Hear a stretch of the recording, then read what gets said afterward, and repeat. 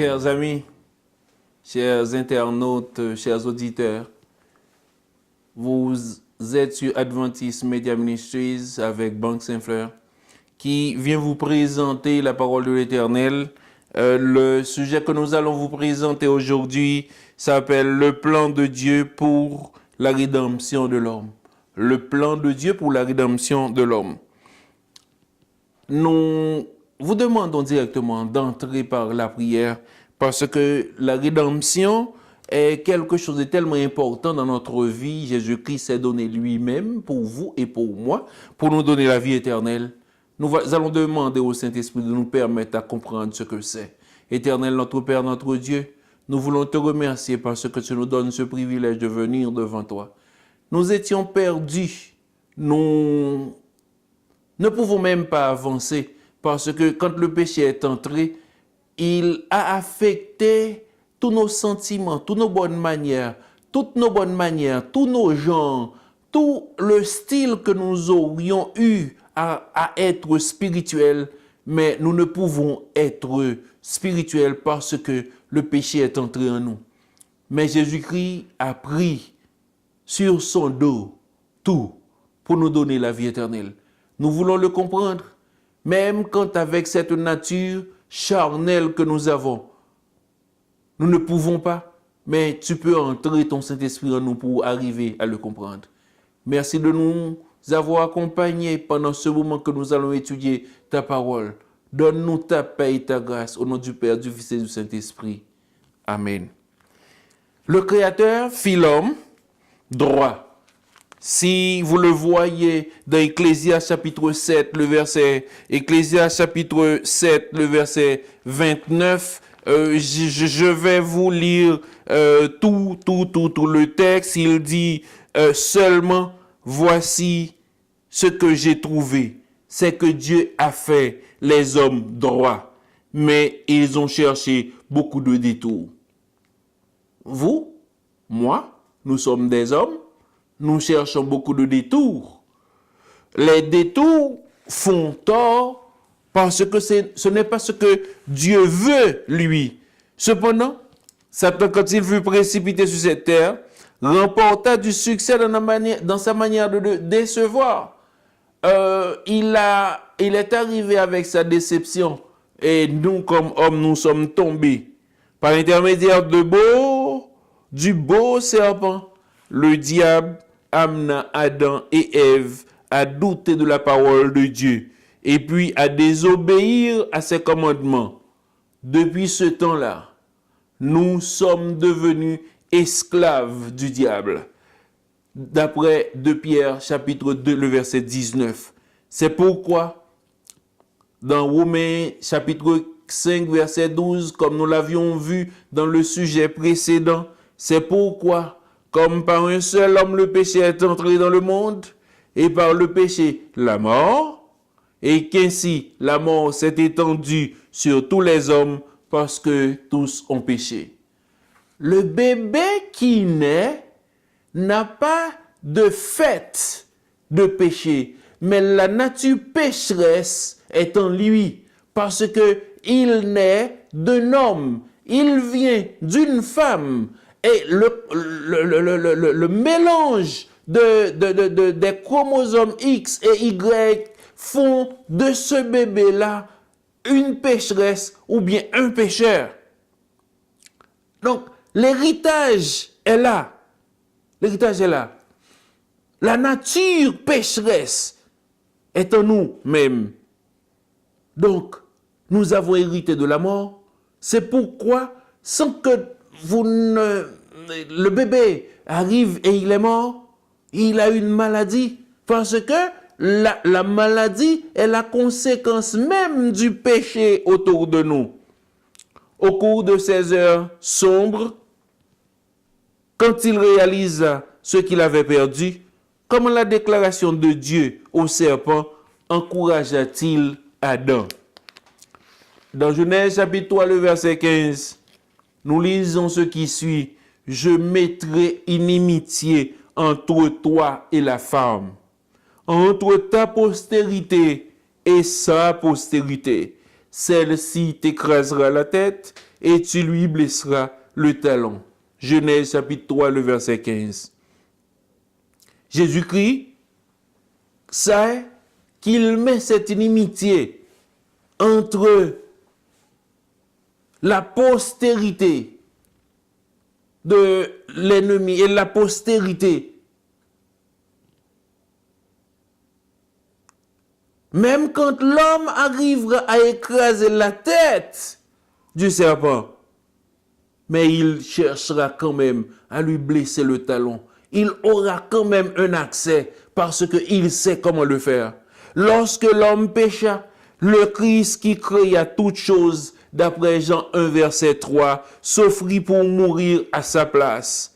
Le Christ se disposa à payer le salaire du péché, en ce sens qu'il était l'agneau qui a été immolé dès la fondation du monde.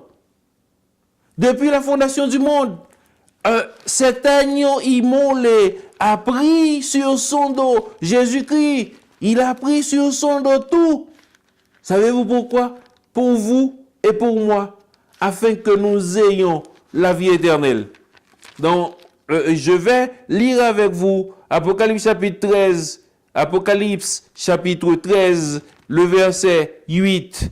Et je lis de la manière, et tous les habitants de la terre l'adoreront, ceux dont le nom n'a pas été inscrit dès la fondation du monde dans le livre de vie de l'agneau qui a été immolé. Oh, tous les habitants de la terre adoreront, sauf ceux qui ont été choisis dès la fondation du monde. Mais je vais vous dire, je vais vous donner une réponse que Dieu, lui, il le sait, il l'a donné. Il est mort pour tout le monde.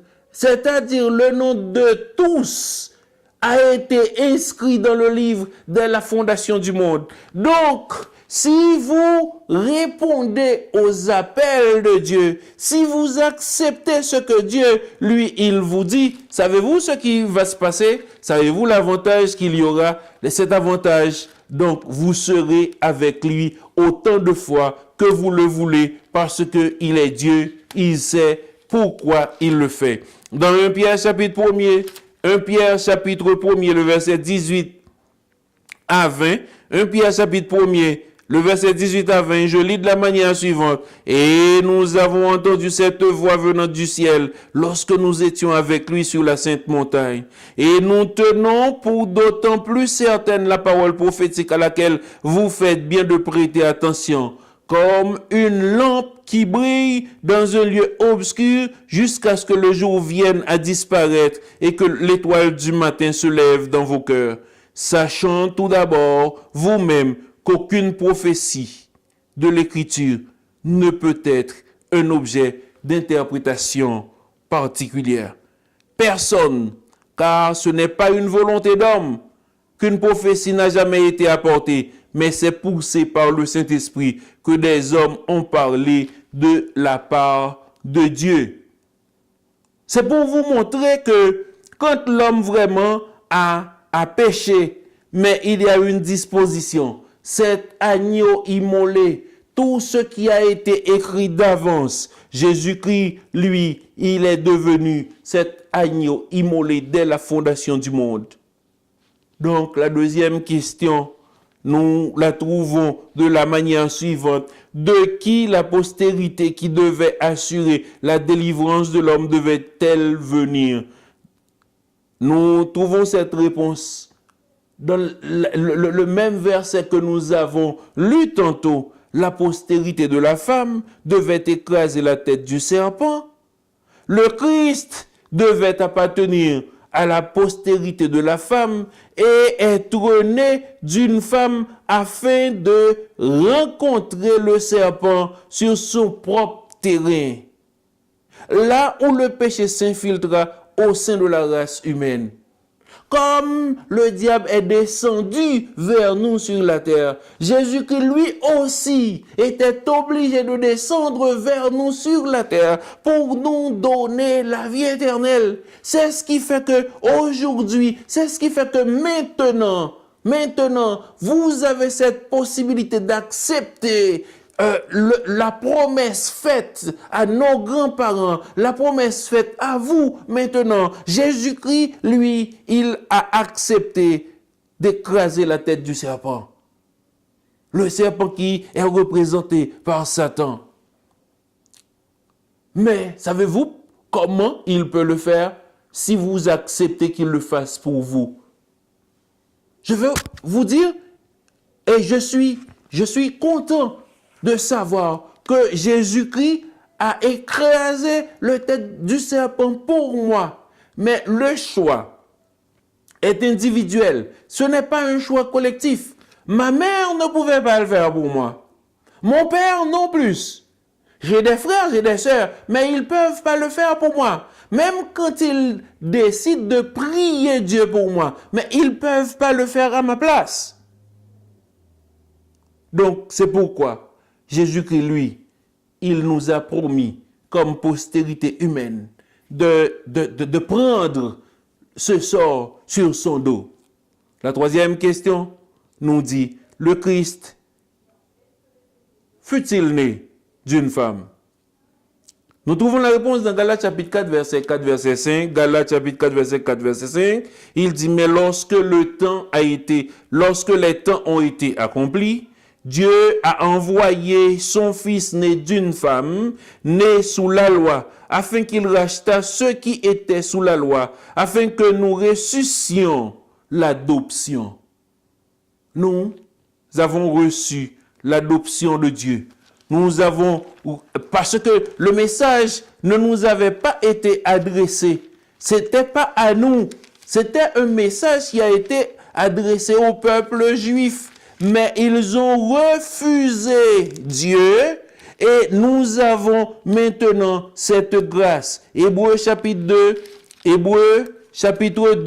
le verset 17. Je cherche Hébreux chapitre 2, le verset 17 et je le lis de la manière suivante. En conséquence, il a dû être rendu semblable en toutes choses à ses frères. Jésus-Christ est devenu semblable à nous comme ses frères, afin qu'il fût un souverain sacrificateur, miséricordieux et fidèle dans le service de Dieu, pour faire l'expiation des péchés du peuple. Aujourd'hui, c'est Jésus-Christ qui fait l'expiation de nos péchés. Quel que soit le péché que vous ayez commis, quels que soient mes péchés, si je le crois, je le remets entre les mains de Jésus-Christ comme souverain sacrificateur fidèle. Il a ce pouvoir de me rendre capable d'aller, de faire le service de l'expiation de mes péchés devant son Père. Et c'est ce qui fait qu'aujourd'hui, vous et moi, nous pouvons avoir cette assurance de la vie éternelle. Ainsi donc, puisque les enfants participent au sang et à la chair, il y a également participé lui-même, afin que par la mort, il anéantit celui qui a la puissance de la mort, c'est-à-dire le diable, dans Hébreux chapitre 2, le verset 14. Cela, c'est pour vous dire que Jésus-Christ a participé dans la nature de Marie qui était sa mère. Les enfants participent au sang et à la chair. Et lui, il a également participé lui-même afin que par sa mort, la mort de Jésus-Christ, il anéantit celui qui a la puissance de la mort, c'est-à-dire le diable. Savez-vous quelque chose? Si Jésus-Christ n'était pas mort, aujourd'hui, vous et moi ne pouvions pas avoir l'assurance que Jésus-Christ va éliminer le diable. Mais il est venu, il est mort. Et dans sa mort, il y a le pouvoir que vous ne pouvez même pas imaginer. La Bible déclare ouvertement qu'il a pris sur lui-même la nature humaine, mais sans commettre de péché. Il n'a jamais péché. Hébreux chapitre 4, verset 15. Il a connu la fatigue. Jean chapitre 4, le verset 6. Il a connu la faim. Matthieu chapitre 4, le verset 2. Il a connu la soif. Jean chapitre 18, le verset 28. Cela nous démontre que Jésus était un être humain. Mais il n'a pas péché, ne serait-ce pour satisfaire ses besoins. Les besoins, il les avait comme nous, comme vous et moi, comme un homme qui avait tout sur lui, mais il avait le contact spirituel avec son Père, ce qui lui avait permis d'avoir cette satisfaction de vivre sans péché. Donc, quelle était la relation du Christ à la fois avec Dieu et avec l'homme? Et nous trouvons la réponse dans Philippiens chapitre 2, du verset 5 au verset 8. Ayez en vous les sentiments qui étaient en Jésus-Christ, lequel, existant en forme de Dieu, n'a pas regardé comme une proie à arracher d'être égal avec lui-même, mais s'est dépouillé lui-même en prenant une forme de serviteur, en devenant semblable aux hommes, ayant paru comme un simple homme. Il s'est humilié lui-même, se rendant obéissant jusqu'à la mort de la croix. Philippiens chapitre 2, versets 5 et 8. Jésus-Christ ne s'est même pas regardé à lui-même. Il n'a même pas considéré lui-même parce que il voulait avoir le sentiment, ce sentiment qui est en lui. Il n'a pas regardé lui comme Dieu, mais il est descendu. Il est descendu vers nous. Il est venu sur la terre. Il s'est dépouillé de sa gloire pour vous donner, moi, pour vous donner, vous et moi, la vie éternelle. Et il s'est fait obéissant. Voilà cette obéissance que Dieu cherchait dans le jardin d'Éden. Voilà cette obéissance que Dieu cherche encore en vous et en moi, qu'il n'a pas trouvé. Mais Jésus-Christ, lui, comme enfant de Dieu, comme le Fils de Dieu, il nous a montré qu'il s'est fait obéissant jusqu'à la mort même de la croix. Christ était en forme de Dieu, mais il a pris la forme de l'homme. Celui qui était l'égal de Dieu devint l'égal de l'homme. Il était le Créateur et Seigneur, mais il devient créature et serviteur. Celui qui était avec Dieu devint comme les hommes. Celui qui était Dieu devint homme et chair, d'après Jean chapitre 1er, verset 1er, le verset 14. Il a pris la forme d'un homme. Savez-vous pourquoi? C'est parce que il veut vous sauver, il veut me sauver, il veut nous donner cette vie éternelle. Parce que la vie éternelle, c'est la raison pour laquelle il avait créé Adam et Ève. Mais pour l'obéissance seulement, ils ont raté. Et Jésus-Christ est venu pour montrer que lui, l'obéissance est tellement fondamentale dans la relation spirituelle avec son Père. La 6e question dit, quelle forme dut prendre le Christ? Dans Jean chapitre 1er, le verset 14, il dit, il a été fait chair. Jésus-Christ s'est fait chair. Dans Galates chapitre 4, le verset 4, il est né sous la loi. Parce que lui, il est venu, il est arrivé comme un juif. Vous allez me dire que oui, cette loi a été adressée aux Juifs. Oui, parce que le plan de la vie éternelle aussi comme peuple, le premier peuple que Dieu avait choisi, c'était eux. Il était fait malédiction. Galates chapitre 13, le verset 13. Il s'est fait malédiction. Notre iniquité est tombée sur lui. Ésaïe chapitre 53, le verset 6. Il l'a fait devenir péché pour nous. De Corinthiens chapitre 5, le verset 21. Savez-vous tout ça? C'est pour nous donner la vie éternelle. Donc, Jésus-Christ a pris la forme d'un homme, avec tout ce qu'il y a en homme. tout ce qu'il y a comme nature pécheresse. Mais heureusement, il a eu ce contact avec son Père et il est resté avec l'obéissance. Ce que vous et moi devons faire aujourd'hui, nous devons obéir à la parole de l'Éternel. Nous devons obéir à la loi de Dieu. Nous devons obéir au commandement de l'Éternel. C'est ce qui pourra nous donner la vie éternelle. Pourquoi le Christ créa-t-il toutes choses? Dans 1 Jean chapitre 3, le verset 1er, il est dit, « Voyez quel amour le Père nous a témoigné pour que nous soyons appelés enfants de Dieu. » Et nous le sommes. Si le monde ne nous connaît pas, c'est qu'il ne l'a pas connu. 1 Jean chapitre 3, verset 1er. Si le monde ne peut pas nous connaître, c'est que le monde n'a pas connu Jésus-Christ non plus. Jésus-Christ est venu. Il était parmi les hommes. Les hommes ne l'ont pas reconnu. Pourquoi? Ils vont nous reconnaître, nous qui choisissons de servir Dieu. Quand Jésus mourut sur la croix, il paya la rançon de nos péchés. Par voie de conséquence, le pardon et la vie éternelle ont été rendus possibles par ceux qui, par la foi, acceptent son sang.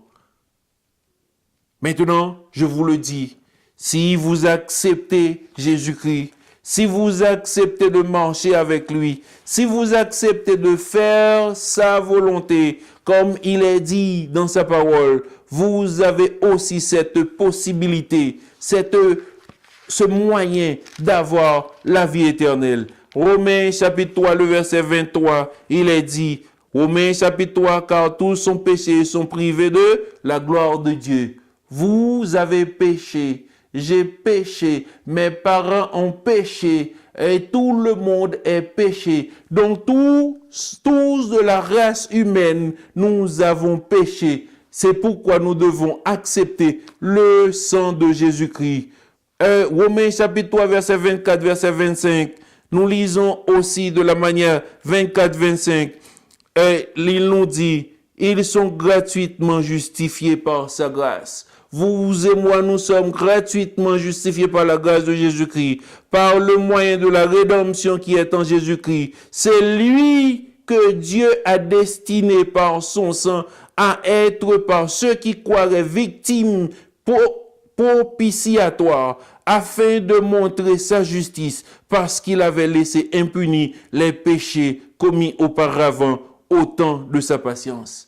Donc, si nous péchons, si vous avez péché, vous avez encore un espoir, vous avez encore un moyen qui pourrait vous aider, et ce moyen n'est autre que seulement reconnaître que vous avez péché, et vous allez avoir ce contact avec Jésus-Christ. Vous lui demandez de vous aider, et il est toujours là, par son sang expiatoire, pour vous aider à sortir de tout cela.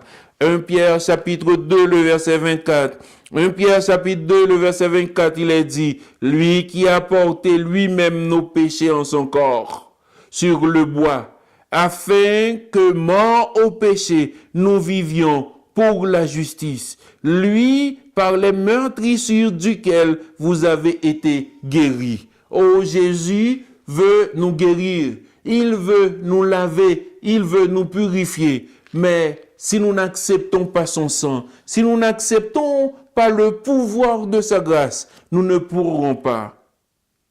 La 8e question, qui sera la dernière question, comment puis-je être sûr que le Christ peut m'aider à remporter la victoire sur la tentation? Comment? Dans Hébreux chapitre 2, le verset 17-18, Hébreux chapitre 2, le verset 17-18, en conséquence, il a dû être rendu semblable en toutes choses à ses frères. Jésus-Christ s'est rendu semblable à nous, afin qu'il fût un souverain sacrificateur, miséricordieux et fidèle dans le service de Dieu. Il est fidèle, il veut obéir à son Père, il veut montrer vraiment que il peut expier nos péchés et le péché du peuple tout entier, car ayant été tenté lui-même dans ce qu'il a souffert, il peut secourir ceux qui sont tentés. C'est pourquoi Jésus-Christ peut nous aider aujourd'hui. C'est pourquoi aujourd'hui, il sait nos tentations, il sait nos faiblesses, il sait tout ce qu'il peut faire pour nous, parce que il a été comme nous, dans la tentation, comme nous, en face de l'ennemi. Donc, nous voulons terminer en vous disant, chers frères et sœurs, nous vous disons, mes chers amis, chers auditeurs, mesdames, mesdemoiselles et messieurs, le Christ est venu chercher et sauver ceux qui étaient perdus. Si vous croyez être perdus, Jésus-Christ est venu pour vous. Dans Luc chapitre 19, le verset 10. Il est représenté par le berger cherchant la brebis égarée. Il vint pour restaurer en l'homme l'image de Dieu. Il s'est mêlé aux perdus. Il a été fait péché pour nous. Et s'il a été fait péché pour nous, savez-vous quelque chose? Il nous appelle. Dans Isaïe chapitre 1er, verset 18, il nous dit, venez et plaidons, dit l'Éternel. Venez et plaidons. Vous pensez avoir raison? Vous pensez avoir la capacité de le faire? Venez, asseyez-vous avec Dieu, plaidez avec lui. Si vos péchés sont rouges comme le cramoisi, si vos péchés sont rouges comme la pourpre, ils deviendront plus blancs que la neige. C'est ce que Dieu veut faire pour nous. C'est le plan de Dieu, c'est de nous rendre parfaits. Il veut nous aider. Il veut nous aider à aller à la perfection. Donc, je ne sais pas si c'est votre désir. Je ne sais pas si c'est ce que vous voulez vraiment comme être humain. Parce que, dans quelle mesure vous croyez que Jésus-Christ peut le faire pour vous? Mais je vous dis, moi je crois que Jésus-Christ peut le faire pour moi. C'est pourquoi je vous le dis maintenant. C'est pourquoi je vous en parle maintenant. Dans Matthieu chapitre 5, le verset 48, Dieu nous dit, soyez donc parfaits comme votre Père céleste est parfait. La perfection, c'est pas quelque chose que vous pouvez avoir facilement. Mais pour avoir cette perfection, nous devons nous attacher à Dieu. Pour avoir cette perfection, nous devons chercher la présence de Dieu. Pour avoir cette perfection, nous devons reconnaître que nous avons fait ce qui n'est pas bon devant sa face. Et en le reconnaissant, nous aurons cette possibilité. Dans 2 Pierre chapitre 1er, le verset 2 à 8, 2 Pierre chapitre 1er, le verset 2 à 8, il est dit que la grâce et la paix vous soient multipliées par la connaissance de Dieu et de Jésus-Christ.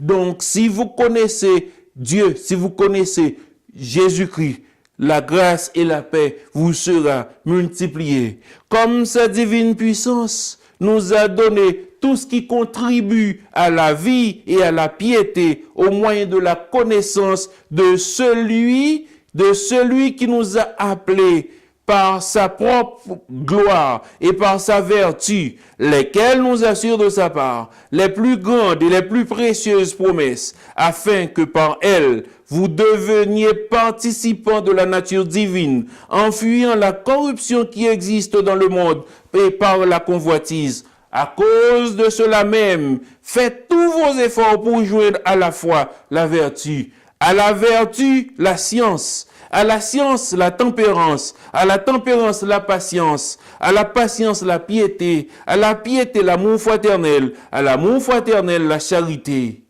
Car si ces choses sont en vous, et sont avec abondance, elles ne vous laisseront point oisifs, ni stériles pour la connaissance de notre Seigneur Jésus-Christ. Oh, je vais vous dire, si vous acceptez vraiment que Jésus-Christ fasse cette transformation dans votre vie, si vous acceptez vraiment que Jésus-Christ dépose ces éléments en vous, vous seriez participant de sa nature divine. Oh, je ne sais pas. Vous pouvez fuir la corruption, comme apôtre Pierre nous le dit. Mais pour le fuir, il faut avoir cette collaboration avec lui. Il faut sentir cette paix. Il faut sentir cette grâce parce que c'est Dieu seulement qui peut nous donner cette grâce. Je veux vous remercier d'avoir été avec nous aujourd'hui sur Adventist Media Ministries pour vous présentant ce sujet que vous avons présenté aujourd'hui, le plan de Dieu pour la rédemption de l'homme. Ce plan que Dieu veut faire pour vous donner le salut, et c'est ce qui pourrait vous aider à suivre avec lui. Le salut, c'est le grand thème que nous allons entrer dans notre prochain sujet. Mais le sujet exact que nous allons traiter, l'homme a besoin du salut. Nous avons besoin du salut. Nous avons besoin de Jésus-Christ pour nous transformer. Souhaitant que vous serez avec nous la prochaine fois. Nous vous souhaitons que le Saint-Esprit, que la grâce et la paix de Dieu vous accompagnent dès maintenant et à jamais.